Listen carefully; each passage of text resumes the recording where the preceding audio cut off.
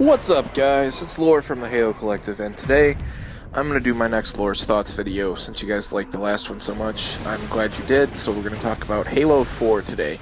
And I'm just going to be quiet for this particular section, because I honestly do believe that this section really deserves the full attention of the video. So, without further ado, enjoy this.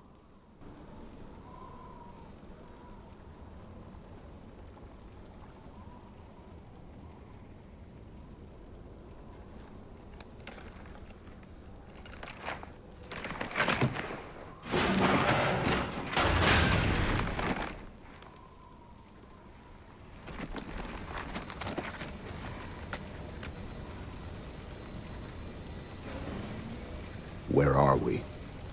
Checking coordinate impact data. We have asked you to give up your family, your childhood, your future. Cortana. I'm sorry. It's the crash. I'm fine. Something was wrong even before we left the Dawn. Chief? Really? I'm fine. Cortana. I was put into service 8 years ago. 8 years. AIs deteriorate after 7, Chief. Halsey. Chief. We need to find Halsey. Chief, please. She made you. She can fix you. I won't recover from rampancy, Chief. If we can just get back to Earth and find Halsey, she can fix this. Don't make a girl a promise you can't keep. We need to move.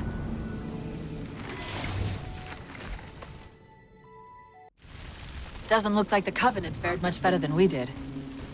How many ships made it through the roof? Plenty. Why? We still need a ride home.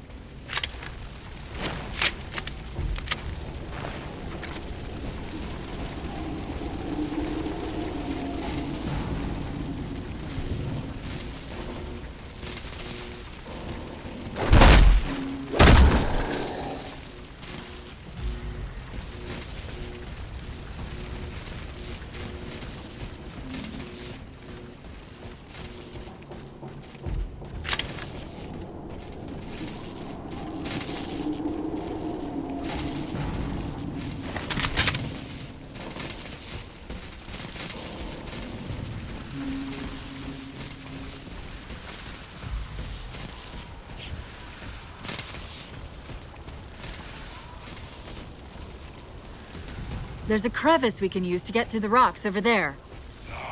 See the waypoint on your HUD. What is that? Chief, see if that terminal is still active.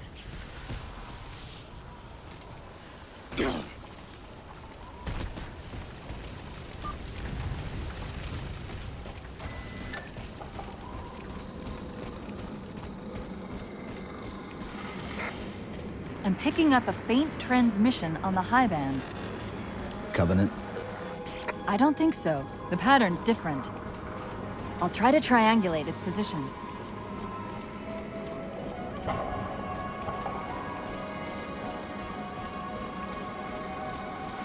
Now, if you were anything like me back in 2012, you were completely blown away by that part.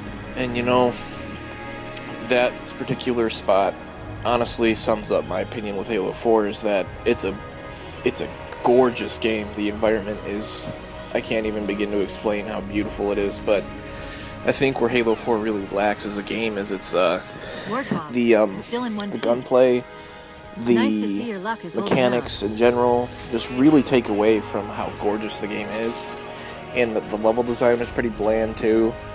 You know, we'll start talking about Halo 4. We're going to start with my favorite part, which is the environment. So Requiem to me is my favorite Halo area for a few reasons. One, because I think that compared to, you know, Alpha Halo, Delta Halo, and the Ark, which all, like, okay, so all Forerunner areas in the past Halo games before Halo 4, they were alien, but they didn't really feel super alien to me. Like, the environments, the landscapes, they look like they could be in Earth or in a human planet.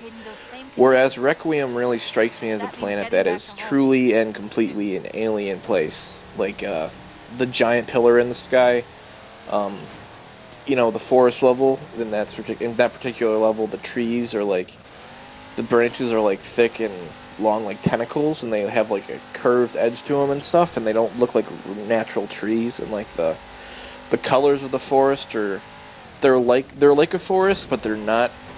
There's something different. Like it's like a artificial, and that's what it is. It's artificial. It's, you know, it's a Forerunner Shield world, so obviously the nature isn't real. But what I really think the game's visuals do is they give you a sense that you are on a completely uncharted alien world. And this is only heightened by the fact that, like, as you go deeper in the planet, you actually go to the core, obviously, and it just gets more and more unnatural. Like, there's the metal structures with the, you know, bridges and platforms and all the shields and stuff as you go underground, and that just, it's very different, I guess, is it sets itself apart from the other Halo games, but it's in a fantastic way. Like, you know, I'm sorry, it's really hard to explain for me, but all I can say is Halo 4, just how Forerunner it is, and how alien-like it is, and just truly how, like, amazed I was as I played through the game was crazy. And another thing I think Halo 4 does really well is that if you look at, like, the atmospheric element of it, it's great. Like, it's something that I think Bungie kind of failed to hit. And I think 343 has hit it pretty good with both 4 and 5. But, like, that section there that I was silent for, the whole, like, the part where the ships are crashed and everything's burning and there are dead Covenant or dying Covenant, like, crawling around you with that beautiful music playing, when it transitions into that sense of discovery when you find that pillar. And in 2012, when I first did that part, I was honestly, like, blown away, because it seamlessly transitioned that sense of dread, that sense of, like, sorrow, that, oh my god, you know, the Forward Unto Dawn, and, you know, these 1 or 2 Covenant cruisers completely smacked into this planet, and, like, there's dying elites all around you, and it's depressing, and the music is depressing, even though it's beautiful, and the whole area just looks grim. And then as you walk through that cave out into that light, and you see the giant pillar, and you're like, wow, and it's breathtaking. So that transition from, like, dread to discovery, it was so impressive. And the music of the game, so that's basically, like, the atmospheric visual part of it. I think that's Halo 4's strongest characteristic, is how visually impressive the world that you're on is. So we're going to move on to the soundtrack. A lot of people didn't like 4's soundtrack because it didn't sound like Halo. And I'll be honest with you, I can see what they're saying. And I don't blame them. If you think that, I don't blame you for your opinion, because it doesn't sound like Halo in a lot of areas. But you know what, though? I think that if we were to have music that was close to the old Halo games, I don't think it would have fit Requiem very well at all, because it's, like I said before, Requiem is so different from other areas and other Halo games that it would almost feel, like, wrong to have old Halo music style in the new area. And I really think that Neil Davidge gets too much shit for his work. And, you know, Neil and Kazuma, who, if you don't know, he composed Halo 5 soundtrack by himself, they really collaborated together, and they created a soundtrack that it has a lot of, like, alien technological feel, which is perfect for Requiem, because that's what it is. It's a very metallic, alien, you know, technologically, you know, super advanced area. And I think that science fiction, alien-y, you know, metallic sounds and all the, It has some parts that sound like dubstep, but I don't want to call it dubstep because it's not. It has its own identity, and I really do like Halo 4 soundtrack. It's definitely, now obviously, it doesn't, I don't think it beats, Halo C's, 2's, 3's, I don't think it beats, I think it's better than Halo Reach's, because in my opinion, there was, like, nothing from Halo Reach that was really memorable. Like, if you were to ask me, okay, remember a track from Halo 2, I would be like, okay, well, I remember Peril, which plays as you're going through the jungle sniping jackals, or I remember from Halo 1, I remember Covenant Dance when you open that door on Assault in the control room and there are elites, and like a ton of elites, or, from 3, I remember Finish the Fight from the 2 Scarabs, but, from like Halo Reach, I can't, like, if you were to ask me to remember a track, I couldn't remember a specific track from a part of the level, and it really wasn't memorable to me, but that's off topic, back to the point. So I think Halo 4, while it's definitely not anywhere near my favorite track, or soundtrack, official soundtrack, in the Halo franchise, I do think it's a very quality one, and I still listen to it. There's a lot of tracks in Halo 4 that I go back and I listen to. And I go back and I go back and I play Halo 4 a lot, and I enjoy going through Requiem because it's such an interesting experience. It's a beautiful game, and the music only amplifies that. So that's what I like about Halo 4. And lastly, the thing that I love about Halo 4 actually is the narrative. I think the narrative is the best written Halo story, even more than Halo 2, because Halo 2 is a fantastic story, but I think Halo 4 did one thing that Bungie never could do, which was fully characterize a character. Like, the Arbiter, yeah, he's characterized, but it wasn't fully. It was kind of... It just wasn't a full character development. But Halo 4 did that with Cortana and Chief, and I really enjoyed watching those two, like, go through the campaign and see how it emotionally affects both of them. And I think that the writer for Halo 4 did a great job. So the story, the visuals, and the music are my main plus sides for Halo 4. And I think for the downsides, it's going to be the AI, the level design, and the mechanics. Because, I don't know, when I first played Halo 4, I had no problem killing the Covenant, and it kind of bothered me after coming off of Reach's excellent Covenant AI. And the elites were just so easy, and the grunts and the jackals, they were all just, it was no challenge at all.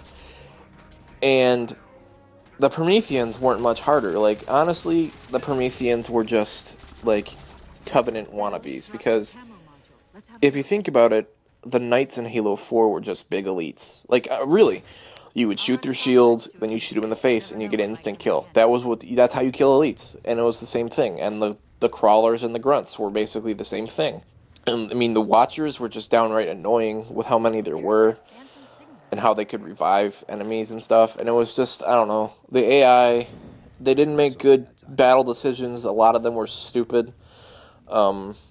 They didn't, they didn't follow suit Halo's great history with good AI. And I think this was a problem Halo 3 had too with the brutes. I think that Halo 3's brutes and Halo 4's AI in general are the biggest examples of times where Halo has not had good AI at all. So AI was definitely one big downside for me in Halo 4. The level design was pretty restricted. It wasn't bad, because the levels, they were interesting and they were designed interestingly, but they weren't, I don't know, I don't feel like they were engaging enough.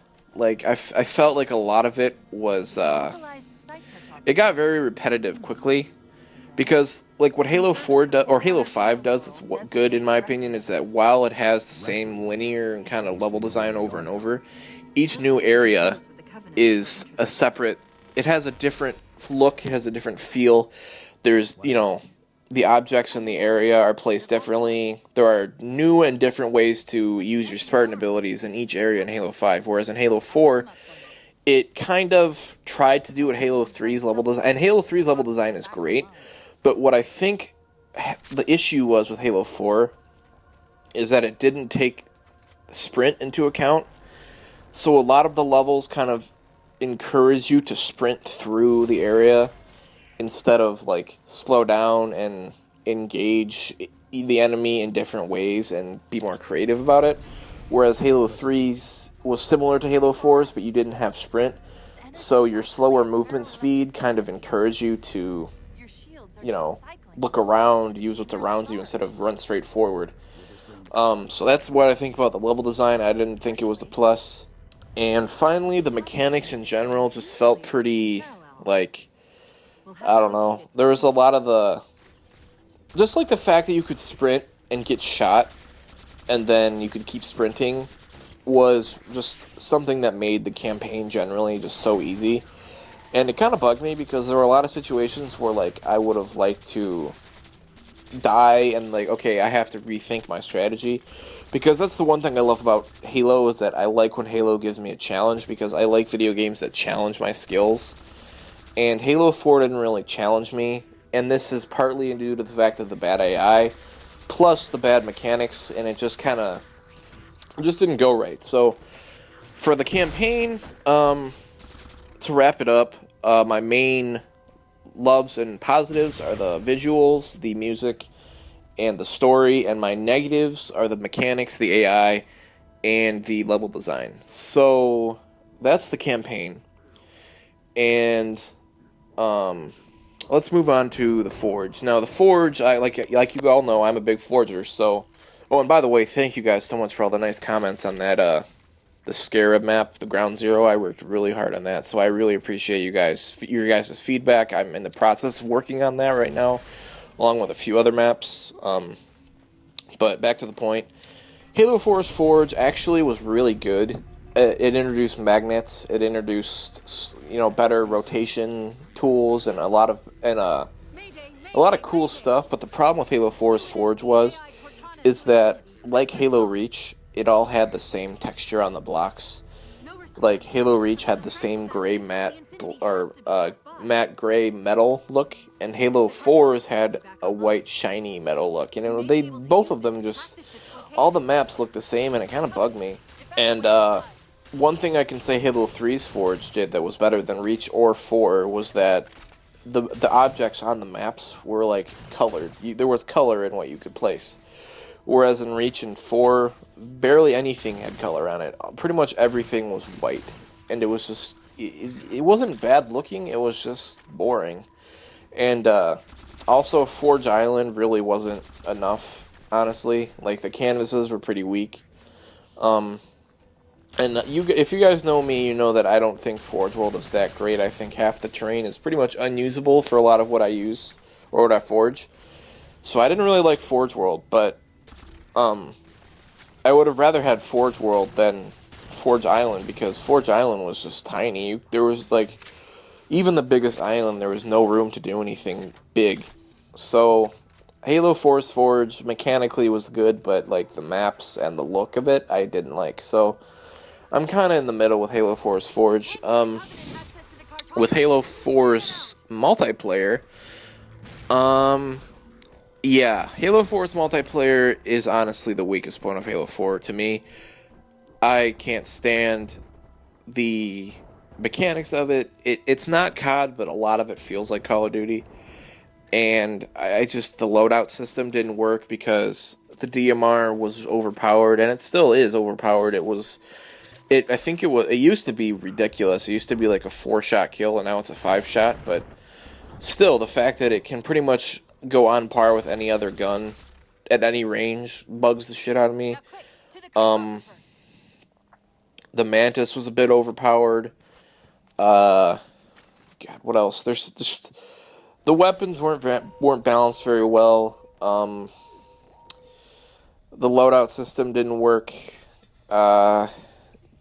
Just in general, I mean, I think the best thing Halo 4 had going for it were the maps, because some of the maps are pretty great, but, like, the vehicles were too weak, I think, in Halo 4. A lot of them went down so easily. The tanks were just so weak, and it kind of bugged me, and the Wraith wasn't very good in Halo 4 because...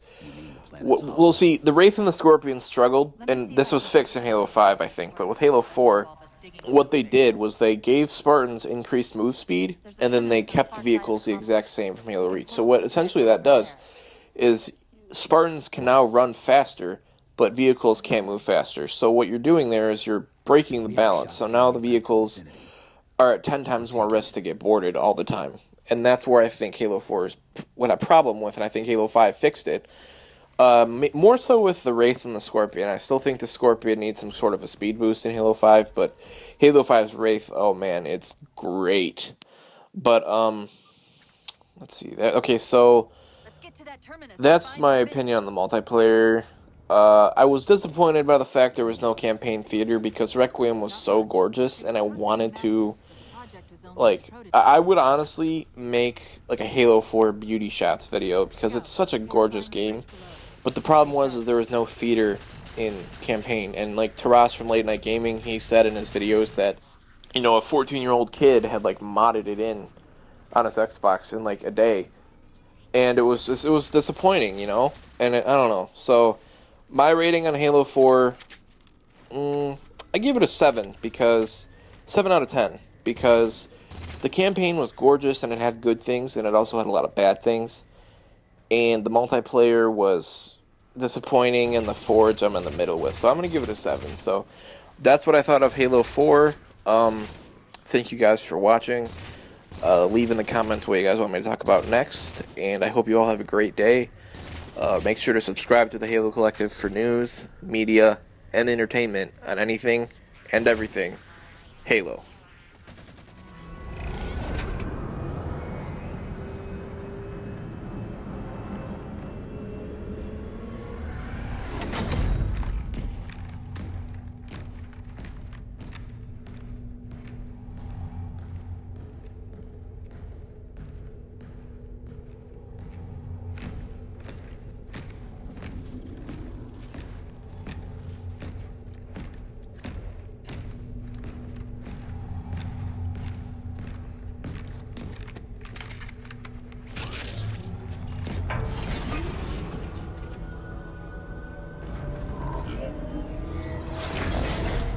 According to the Cathedral, this terminus is just one node of a larger transit grid that spans the entire planet.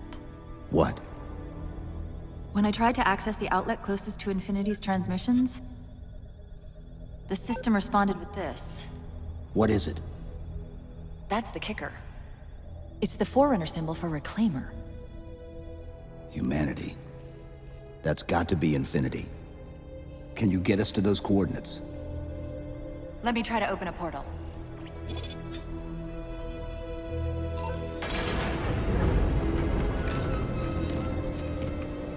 Cortana. I'm picking up unknown energy signatures. Where? This can't be right.